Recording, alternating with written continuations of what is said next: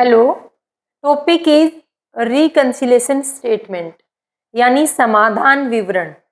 अब cost accounting में इस रिकंसिलेशन स्टेटमेंट की रिक्वायरमेंट क्यों हुई और कब हुई, ये डिस्कस करना है अपने को। अपन चलते हैं पहले फाइनेंशियल अकाउंटिंग को। जब हमने फाइनेंशियल अकाउंटिंग को कवर किया, उसमें हमने एक टॉपिक किया था बैंक रिकंसिलेशन स्टेटमेंट। अब ये होता क्या है बैंक रिकंसिलेशन स्टेटमेंट? अगर बिजनेस की कैश बुक और बैंक की पासबुक, अगर इन दोनों का बैलेंस मिसमैच होता है, यानी बिजनेस की कैश बुक में और बैंक की पासबुक में अगर ट्रांजैक्शन सेम अमाउंट की नहीं है या फिर कोई ट्रांजैक्शन मिसमैच है, तो उस मिसमैच का पता लगाने के लिए, यानी किस ट्रांजैक्शन की वजह से दोनों का बैलेंस इक्वल नहीं आ रहा, उसके लिए हम बैंक रिकंसिलेशन स्टेटमेंट बनाते हैं।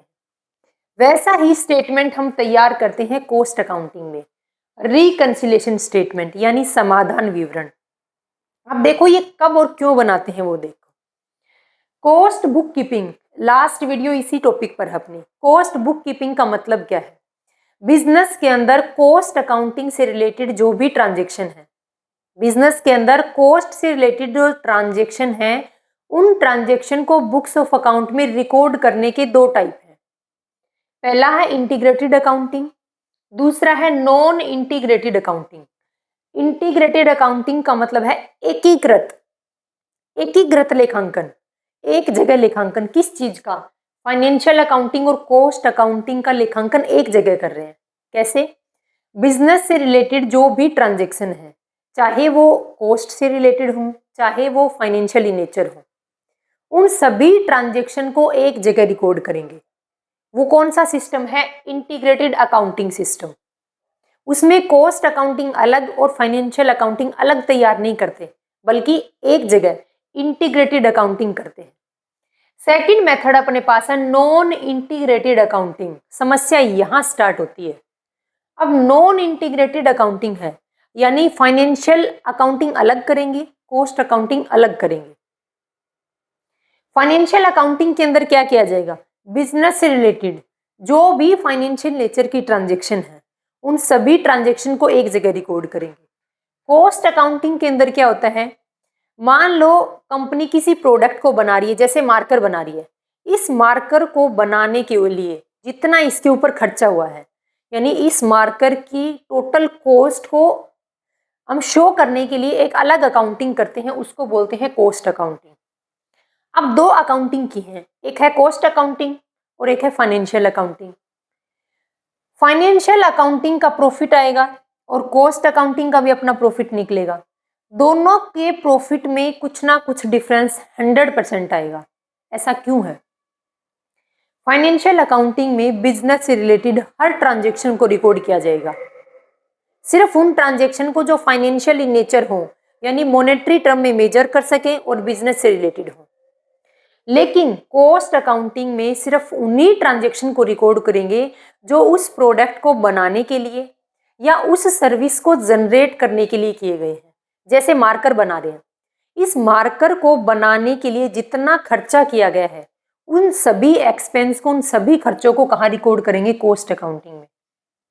अब प्रोविजन बना लिया डेप्रिसिएशन के लिए, इंटरेस्ट पे कर दिया लोन के ऊपर, कॉस्ट अकाउंटिंग को उससे कोई लेना देना नहीं है, तो कॉस्ट अकाउंटिंग का प्रॉफिट अलग निकलेगा और फाइनेंशियल अकाउंटिंग का प्रॉफिट कुछ और आएगा।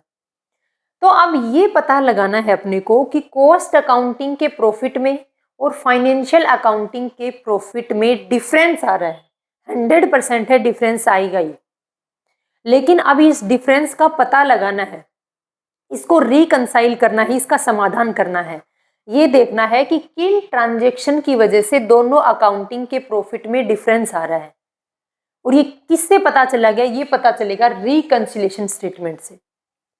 रिकंसिलेशन स्टेटमेंट एक ऐसा स्टेटमेंट है जब कोई भी ऑर्गेनाइजेशन नॉन इंटीग्रेटेड अकाउंटिंग कर रहा है, यानी फाइनेंशियल अकाउंटिंग अलग और कॉस्ट अकाउंटिंग क्या है? अलग कर रहा है, यानी दोनों अपनी अपनी बुक मेंटेन कर रहे हैं। इन दोनों बुक्स में क्या है? इन दोनों तरीके की अकाउंटिंग में प्रॉफिट में डिफरेंस आ रहा है।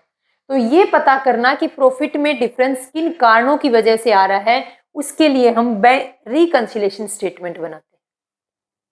देखो नीचे लिखा हुआ है कि दोनों के प्रॉफिट में क्या आ रहा है, डिफरेंस आ रहा है। अब डिफरेंस को क्या करना पड़ेगा, रिकंसाइल तो करना पड़ेगा। ये तो पता करना पड़ेगा कि डिफरेंस किन ट्रांजेक्शन की वजह से आ रहा है, यानी समाधान तो करना पड़ेगा। और उस समाधान करने के लिए जो स्टेटमेंट बनाते हैं उस स्टेटमेंट को बोलते हैं रिकंसिलेशन स्टेटमेंट। अब देखो आगे,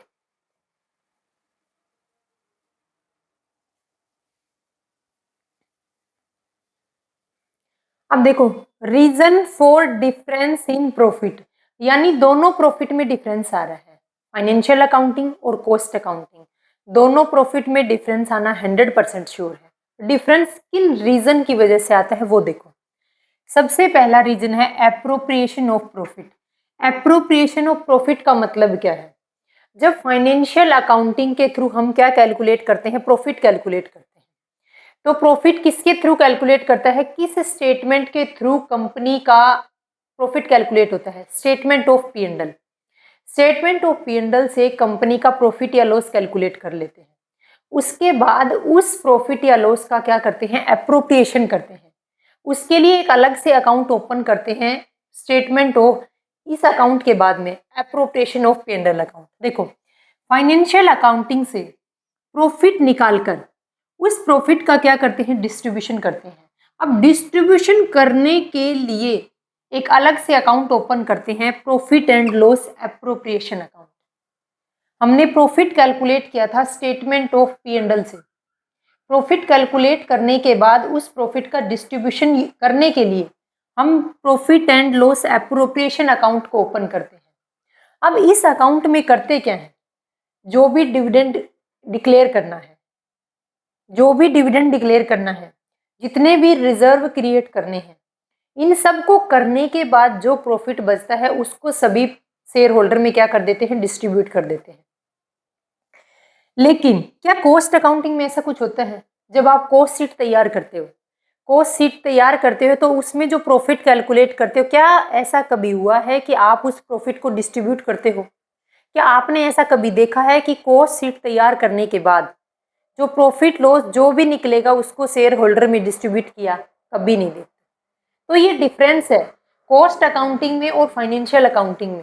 फाइनेंशियल अकाउंटिंग में statement of P and L के थ्रू हम पहले क्या कैलकुलेट करते हैं, प्रॉफिट एंड लॉस, उसके बाद उसका इस अकाउंट के थ्रू क्या करते हैं, डिस्ट्रीब्यूशन करते हैं। यानी profit and loss appropriation account में हम क्या शो करेंगे, प्रॉफिट शो करेंगे, जो profit statement of P and L से निकला है। वो निकालने के बाद, वो शो करने के बाद क्या करेंगे, जितने भी रिजर्व क्रिएट करने हैं करेंगे, जो भी डिविडेंड डिक्लेयर करना है डिविडेंड डिक्लेयर करेंगे, उसके बाद जो बचेगा वो शेयर होल्डर में डिस्ट्रीब्यूट करेंगे। बट कॉस्ट अकाउंटिंग में ऐसा कुछ नहीं होता। इसकी वजह से क्या है कि कॉस्ट अकाउंटिंग के प्रॉफिट में और फाइनेंशियल अकाउंटिंग के प्रॉफिट में डिफरेंस आता है। प्योरली फाइनेंशियल एक्सपेंस और लॉस, कुछ एक्सपेंस ऐसे हैं जो सिर्फ फाइनेंशियल इन नेचर के हैं, जिनका कॉस्ट अकाउंटिंग से कोई लेना देना नहीं। अब कौन से हैं, देखो loss on sale of assets, assets को सेल करने से हमें लॉस हो गया, कॉस्ट अकाउंटिंग को इससे क्या लेना देना। क्या इस मार्कर को बनाने में जो एक्सपेंस किए हैं, मटेरियल, लेबर और एक्सपेंस अदर, क्या उन एक्सपेंस का इस एसेट्स की सेल करने पर जो लॉस हुआ है उसके ऊपर कोई इफेक्ट हुआ? नहीं। यानी कॉस्ट अकाउंटिंग से इस एसेट्स की सेल करने से चाहे प्रॉफिट हो चाहे लॉस हो, कॉस्ट अकाउंटिंग को उससे कोई लेना देना नहीं है। कॉस्ट अकाउंटिंग का फोकस है कि जिस प्रोडक्ट को वो बना रही है उस प्रोडक्ट को बनाने में उसके ऊपर कितनी कॉस्ट लग रही है, सिर्फ इतना ही फोकस रहता है। तो कुछ एक्सपेंस ऐसे हैं जो सिर्फ फाइनेंशियल इन नेचर हैं, उनको फाइनेंशियल अकाउंटिंग करते टाइम तो रिकॉर्ड करते हैं, बट कॉस्ट अकाउंटिंग करते टाइम उनका कोई रिकॉर्डिंग नहीं करते। तो क्या प्रॉफिट में डिफरेंस नहीं आएगा? आएगा, 100% आएगा। Loss on sale of assets, assets 10,000 की थी, मान लो 10,000 की एसेट्स को 8,000 में सेल कर दिया, कितने का लॉस हो गया? 2,000 का लॉस हो गया। अब 2,000 लॉस की वजह से फाइनेंशियल प्रॉफिट तो कम हो गया, बस कॉस्ट प्रॉफिट के ऊपर कोई इफेक्ट नहीं हुआ। ट्रांसफर चार्जेस, ट्रांसफर चार्जेस क्या होते हैं?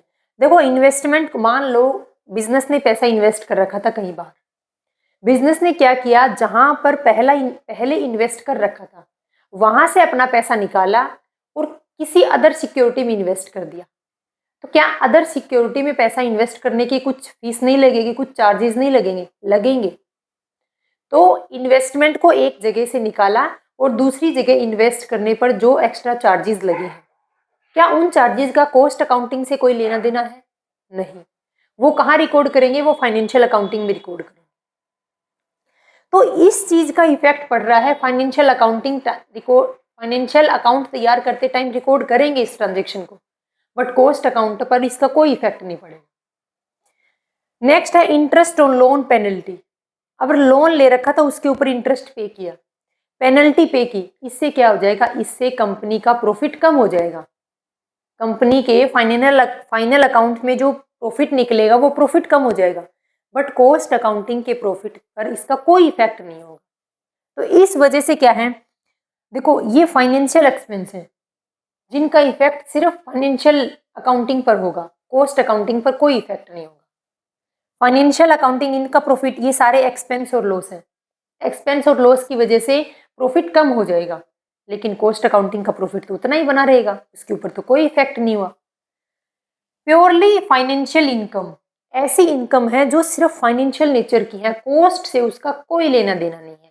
जैसे कि सेल, एसेट्स को सेल करने से प्रॉफिट हुआ, क्या कॉस्ट के ऊपर कोई इफेक्ट हुआ इस चीज का? नहीं।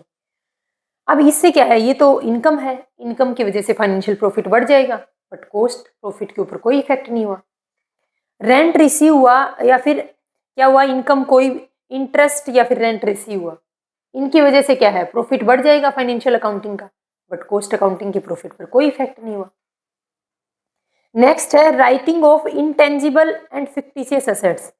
फिक्टिशियस एसेट्स हैं जैसे कि गुडविल है, पेटेंट है, ट्रेडमार्क है, एडवर्टाइजमेंट एक्सपेंस है, इनको राइट ऑफ कर रहे हैं हम। तो मान लो एडवर्टाइजमेंट के एक्सपेंस है, एडवर्टाइजमेंट के एक्सपेंस को हम क्या करते हैं, 5 या 6 साल तक राइट ऑफ करते रहते हैं, जितने साल के लिए वो एडवर्टाइजमेंट किया गया है। तो उनको राइट ऑफ करने की वजह से प्रॉफिट तो कम हो जाएगा, फाइनेंशियल अकाउंटिंग का प्रॉफिट तो कम हो जाएगा, बट कॉस्ट अकाउंटिंग के प्रॉफिट पर तो कोई इफेक्ट नहीं हो। इस वजह से क्या है, मैं ये आपको वो रीजन बता रही हूँ जिनकी वजह से फाइनेंशियल अकाउंटिंग का प्रॉफिट और कॉस्ट अकाउंटिंग के प्रॉफिट में डिफरेंस आता है। हमने कितने रीजन डिस्कस किए, appropriation of profit, purely financial expense और income loss, purely financial income, write off करना है किसको, इंटेंजिबल एसेट्स या जो फिक्टिशियस एसेट्स होते हैं उनको क्या है, राइट ऑफ करने की वजह से फाइनेंशियल प्रॉफिट कम हो जाएगा, बट कॉस्ट अकाउंटिंग के प्रॉफिट पर कोई इफेक्ट नहीं हो रहा। अब देखो नेक्स्ट पॉइंट, फिफ्थ,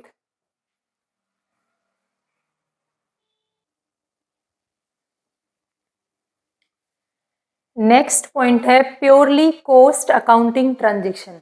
यानी कुछ ट्रांजेक्शन ऐसी हैं जो सिर्फ कॉस्ट अकाउंटिंग पर इफेक्ट डालती हैं।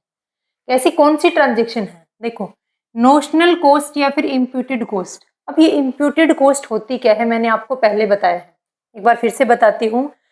इम्प्यूटेड कॉस्ट यानी काल्पनिक लागत, ये वो लागत है जो रियल में हुई ही नहीं है। जैसे कि मान लो मैं इस फ्लैट के ऊपर क्या है, फर्स्ट फ्लोर के ऊपर मैं क्या कर रही हूँ, वीडियो रिकॉर्ड कर रही हूँ। अगर मैं इस फर्स्ट फ्लोर को यूज ना करके किसी को रेंट पर देती तो क्या वहां से मेरे को रेंट रिसीव नहीं होता? बिल्कुल होता। लेकिन आज जब मैं इस फर्स्ट फ्लोर को यूज कर रही हूँ तो क्या मेरे को किसी पर्सन से रेंट रिसीव हो रहा है, या मैं क्या किसी पर्सन को रेंट पे कर रही हूँ? नहीं, ये मेरा खुद का फ्लैट है। तो यहाँ पर ना मैं किसी को रेंट पे कर रही हूँ, ना मैं किसी से रेंट रिसीव कर रही हूँ, लेकिन ऐसा मैं अनुमान लगा रही हूँ कि अगर मैं इस फ्लैट को खुद यूज ना करके किसी दूसरे पर्सन को रेंट पर देती तो मेरे को रेंट रिसीव होता। तो वो क्या है, जो मैं अनुमान लगा रही हूँ, जो कल्पना कर रही हूँ मैं, वो क्या है, वो इम्प्यूटेड कॉस्ट है। मान लो इस फ्लैट को किराए पर देने से 10,000 पर मंथ रिसीव होते, तो ये 10,000 इम्प्यूटेड कॉस्ट है। क्या कैश में कोई ट्रांजेक्शन हुई? नहीं हुई। तो अगर कैश में कोई ट्रांजेक्शन नहीं हुई है तो क्या उसका फाइनेंशियल अकाउंटिंग पर कोई इफेक्ट होगा? बिल्कुल नहीं होगा। लेकिन क्या कॉस्ट अकाउंटिंग पर इसका इफेक्ट होगा? हाँ जी, बिल्कुल होगा। सेकंड क्या दे रखा था कि material transfer from store department to production department. Organization के अंदर स्टोर डिपार्टमेंट से प्रोडक्शन डिपार्टमेंट को मटेरियल ट्रांसफर किया गया। क्या अमाउंट के अंदर, क्या मनी के अंदर कोई ट्रांजेक्शन हुई? क्या पैसा बिजनेस में आया या पैसा बिजनेस से गया? नहीं। अगर पैसे का लेन देन नहीं है, अगर ट्रांजेक्शन मॉनेटरी इन नेचर नहीं है, तो उसका फाइनेंशियल अकाउंटिंग में उसको रिकॉर्ड ही नहीं करेंगे। तो क्या इसका इफेक्ट कॉस्ट अकाउंटिंग पर नहीं होगा? होगा बिल्कुल। ये कुछ ट्रांजेक्शन ऐसी हैं जिनका इफेक्ट सिर्फ कॉस्ट अकाउंटिंग पर होगा, यानी जब कॉस्ट अकाउंटिंग करेंगे तो इन ट्रांजेक्शन को हम क्या करेंगे? रिकॉर्ड करेंगे, लेकिन फाइनेंशियल अकाउंटिंग पर इनका कोई इफेक्ट नहीं होगा। रीजन क्या है? क्योंकि ये दोनों ट्रांजेक्शन नॉन मॉनेटरी नेचर की हैं। इनकी वजह से ना तो बिजनेस में पैसा आ रहा है, ना बिजनेस से पैसा जा रहा है, तो फाइनेंशियल अकाउंटिंग में इनका कोई रिकॉर्ड नहीं है, वहां के प्रॉफिट पर कोई इफेक्ट नहीं हुआ। बट कॉस्ट अकाउंटिंग के प्रॉफिट पर इफेक्ट होगा। क्यों? क्योंकि ये दोनों ट्रांजेक्शन कॉस्ट अकाउंटिंग में रिकॉर्ड किए जाएंगे। नेक्स्ट है कुछ अदर कारण है। अदर कारण में पहला है स्टॉक वैल्यूएशन। आप सबको पता है कि फाइनेंशियल अकाउंटिंग में जब स्टॉक का वैल्यूएशन किया जाता है तो कॉस्ट प्राइस और नेट रिलायबल वैल्यू, यानी कॉस्ट प्राइस और मार्केट प्राइस, इन दोनों में से जो भी वैल्यू कम होती है, उन दोनों की वैल्यू, जो भी वैल्यू कम है उसके ऊपर स्टॉक को कंसीडर करते हैं। मैंने क्या लिखा है? स्टॉक का वैल्यूएशन। स्टॉक का वैल्यूएशन फाइनेंशियल अकाउंटिंग में कर रहे हैं और कॉस्ट अकाउंटिंग में कर रहे हैं। अगर स्टॉक का वैल्यूएशन फाइनेंशियल अकाउंटिंग में करते हैं तो कौन सी वैल्यू लेंगे? कॉस्ट प्राइस और मार्केट प्राइस, यानी कॉस्ट प्राइस या नेट रिलायबल वैल्यू में से जो भी कम होगी, विच एवर इज लेस, उसको क्या करेंगे? फाइनेंशियल अकाउंटिंग में कंसीडर करेंगे। बट कॉस्ट अकाउंटिंग में सिर्फ और सिर्फ कॉस्ट प्राइस को ही क्या करेंगे? रिकॉर्ड करेंगे, यानी स्टॉक की सिर्फ कॉस्ट प्राइस पर ही फोकस करेंगे, उसी के बेस पर स्टॉक को रिकॉर्ड करेंगे। उसको मार्केट प्राइस से, नेट रिलायबल वैल्यू से कोई लेना देना नहीं है। किसको? कॉस्ट अकाउंटिंग के अंदर। नेक्स्ट है डेप्रिसिएशन। अब सबको पता है कि डेप्रिसिएशन किस बेस पर लगता है? ईयरली बेसिस पर लगता है। फाइनेंशियल अकाउंटिंग के अंदर डेप्रिसिएशन ईयरली बेस पर चार्ज करते हैं, बट कॉस्ट अकाउंटिंग के अंदर डेप्रिसिएशन कभी भी ईयरली बेस पर चार्ज नहीं होता, बल्कि ये देखा जाता है कि मशीन ने कितने घंटे काम किया, उस मशीन से कितनी यूनिट का प्रोडक्शन हुआ, इस बेस पर डेप्रिसिएशन चार्ज करते हैं। तो कॉस्ट अकाउंटिंग के अंदर डेप्रिसिएशन ये देखते हैं कि कितनी यूनिट का प्रोडक्शन हुआ है, मशीन ने कितने घंटे काम किया है, इस पर डिपेंड करता है कि कितना डेप्रिसिएशन चार्ज किया जाएगा। तो क्या डेप्रिसिएशन अलग नहीं हुआ है? तो क्या दोनों का प्रॉफिट अलग नहीं आएगा? आएगा 100%। अब नॉर्मल लॉस और गेन है। अब नॉर्मल लॉस हो गया। अब नॉर्मल लॉस कौन सा है? Loss by theft. ये क्या है? लॉस हो गया चोरी की वजह से। लॉस हुआ है किसकी वजह से? मान लो मौसम खराब की वजह से लॉस हो गया, लॉस बाय फायर। तो ये क्या है? अब नॉर्मल लॉस है। क्या कॉस्ट अकाउंटिंग में अब नॉर्मल लॉस को कंसीडर करें और फाइनेंशियल अकाउंटिंग में, क्या दोनों का सेम इफेक्ट होगा? नहीं। प्रॉफिट देखो, फाइनेंशियल अकाउंटिंग में अब नॉर्मल लॉस को क्या कंसीडर नहीं करते? फाइनेंशियल अकाउंटिंग में करते हैं। अब नॉर्मल लॉस की वजह से प्रॉफिट कम हो जाते हैं, और अब नॉर्मल गेन कौन से हैं? जैसे लॉटरी की इनकम है, अब नॉर्मल गेन है, तो इससे क्या है? इससे कंपनी के प्रॉफिट बढ़ जाते हैं।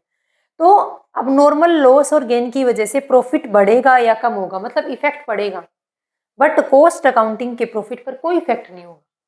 क्यों? क्योंकि इसको अब नॉर्मल लॉस और गेन से कोई लेना देना नहीं है। अब लॉटरी से इनकम हुई, कॉस्ट अकाउंटिंग में उसका क्या लेना देना है? कोई लेना देना नहीं। नेक्स्ट है ट्रीटमेंट ऑफ ओवरहेड। अब देखो, ट्रीटमेंट ऑफ ओवरहेड कैसे करेंगे? फाइनेंशियल अकाउंटिंग में जो ओवरहेड होते हैं उनकी हम एक्चुअल वैल्यू कंसीडर करते हैं। फाइनेंशियल अकाउंटिंग में ओवरहेड की एक्चुअल वैल्यू कंसीडर करते हैं कि कितनी अमाउंट के रियल के अंदर ओवरहेड है, बट कॉस्ट अकाउंटिंग में ओवरहेड की एस्टिमेटेड वैल्यू लेते हैं। याद रखना, 100% श्योर है। देखो क्या है, फाइनेंशियल अकाउंटिंग में ओवरहेड की रियल वैल्यू को, एक्चुअल वैल्यू को कंसीडर करते हैं, बट कॉस्ट अकाउंटिंग में एस्टिमेटेड वैल्यू क्यों लेते हैं ओवरहेड की? ऐसा क्यों है? ओवरहेड में आता क्या है? ओवरहेड में इनडायरेक्ट मटेरियल, इनडायरेक्ट लेबर और इनडायरेक्ट एक्सपेंस को इंक्लूड करते हैं। अगर हर बार ओवरहेड की जो अमाउंट है वो चेंज होती रहेगी, हमने एस्टिमेट ले लिया, मतलब अगर बिजनेस रन कर रहे हैं तो इतना पता है कि इतनी अमाउंट के लगभग ओवरहेड हो जाएंगे। मान लो हमने सोचा था कि 70,000 के ओवरहेड होंगे, तो हो सकता है कि 70, ये तो हमने अनुमान लगाया था 70,000 के, हो सकता है 72 भी हो जाए, हो सकता है 68,000 के भी ओवर हो जाए। लेकिन अगर हम हर बार अमाउंट चेंज के ऊपर, कभी हम रियल के अंदर हुआ, मान लो 68,000 ओवरहेड हुआ, तो उस टाइम पर प्रोडक्ट की कॉस्ट 2 रुपये कम हो जाएगी। अगर ओवरहेड कितने हो गए, 72,000 हो गए, उस टाइम पर प्रोडक्ट की जो कॉस्ट है वो 2 रुपये ज़्यादा हो जाएगी। तो इससे क्या हो गया, प्रोडक्ट की टोटल कॉस्ट पर इफेक्ट हो रहा है बार बार। प्रोडक्ट की जो एमआरपी है, प्रोडक्ट की जो मार्केट प्राइस है, उसमें क्या है, चेंज हो रहा है हर बार। कभी 2 रुपये प्रोडक्ट महंगा मिलता है, कभी सस्ता मिलता है।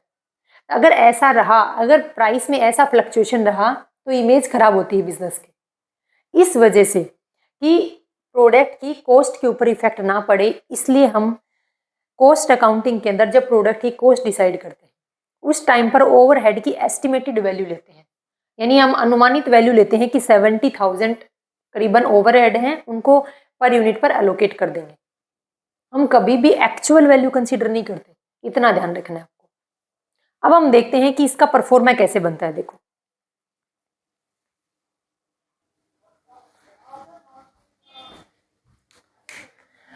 अब अपन देखते हैं कि रिकंसिलेशन स्टेटमेंट कैसे प्रिपेयर करते हैं। Statement showing reconciliation of profit show by cost और फाइनेंशियल अकाउंटिंग, यानी फाइनेंशियल अकाउंटिंग और कॉस्ट अकाउंटिंग के जो ट्रांजैक्शन में मिसमैच की वजह से क्या हुआ है, जो प्रॉफिट में गैप हुआ है, उसके लिए हम रिकंसिलेशन स्टेटमेंट तैयार कर रहे हैं।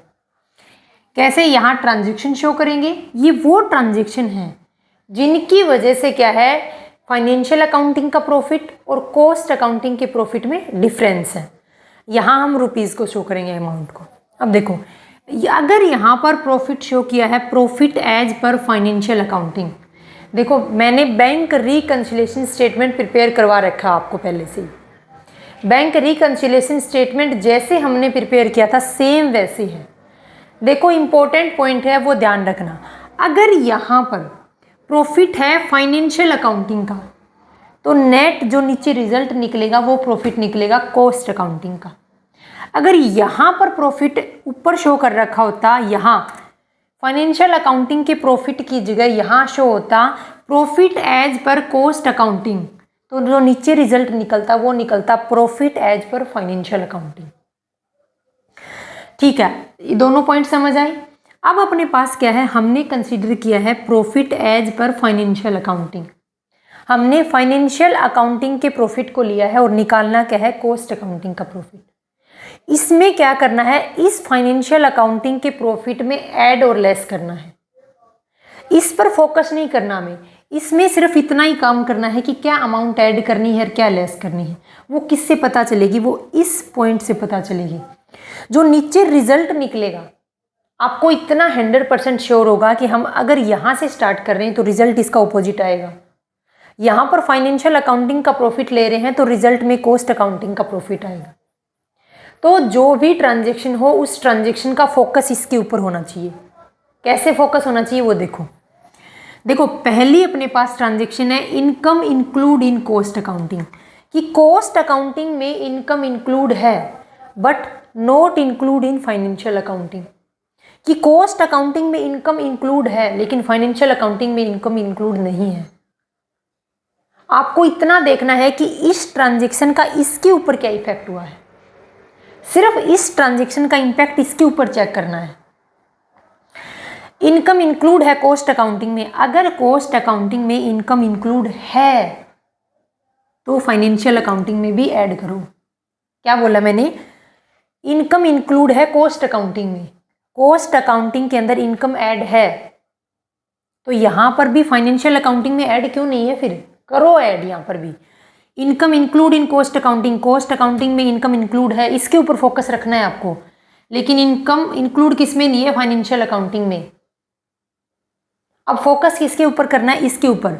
अगर इसमें ऐड है तो ऐड करो और लेस है तो लेस करो। अगर इनकम यहाँ इंक्लूड है, देखो दे रखा है इनकम इंक्लूड थी कॉस्ट अकाउंटिंग में यहाँ, तो यहाँ पर भी ऐड करो। फाइनेंशियल अकाउंटिंग में इस इनकम को क्या करो, ऐड करो। सेकंड क्या है, expense include in financial accounting.